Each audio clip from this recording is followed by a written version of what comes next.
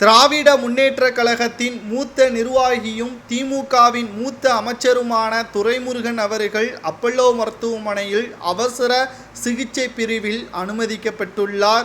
திடீரென்று மயங்கி விழுந்த சம்பவம் ஒட்டுமொத்த திமுகவின் தொண்டர்களுக்கு பேர் அதிர்ச்சியை ஏற்படுத்தியிருக்கிறது. விக்கிரவாண்டி இடைத்தேர்தல் ஜூலை 10ஆம் தேதி நடைபெற்றது. இதற்கான முடிவுகள் ஜூலை 13 அதாவது இன்று காலை 8 மணி அளவில் 20 சுற்றாக வெளியிடப்படும் என்று தமிழக தேர்தல் ஆணையம் அறிவித்திருந்தது.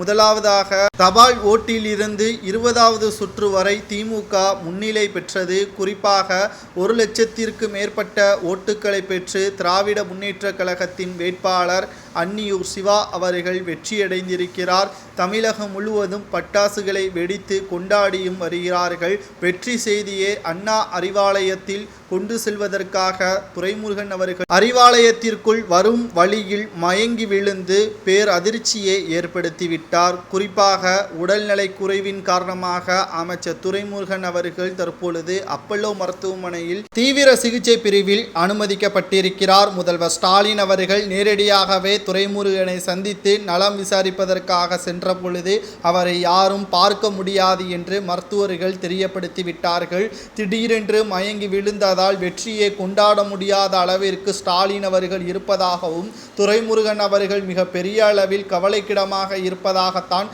செய்திகளும் தற்பொழுது வரை வெளியாகியிருக்கிறது. அண்ணா காலத்தில் இருந்து ஸ்டாலின் வரை தற்பொழுது வரை திமுகவில் அசைய முடியாத ஒரு நம்பிக்கையும் திராவிட முன்னேற்றத்திற்கு மிகப்பெரிய ஒரு தூணாகத்தான் தற்பொழுது வரை துரைமுருகன் அவர்களது பங்கும் இருக்கிறது. பதவியின் மீது எப்பொழுதுமே இவரது மோகம் இருந்தது கிடையாது. கோபாலபுரத்திற்கே எப்பொழுதும் இவரது பங்கு இருந்திருக்கிறது. அதாவது கருணாநிதி அவர்களது குடும்பத்தின் மீது அளவு கடந்த பாசம் என்றே நாம் கூறலாம்.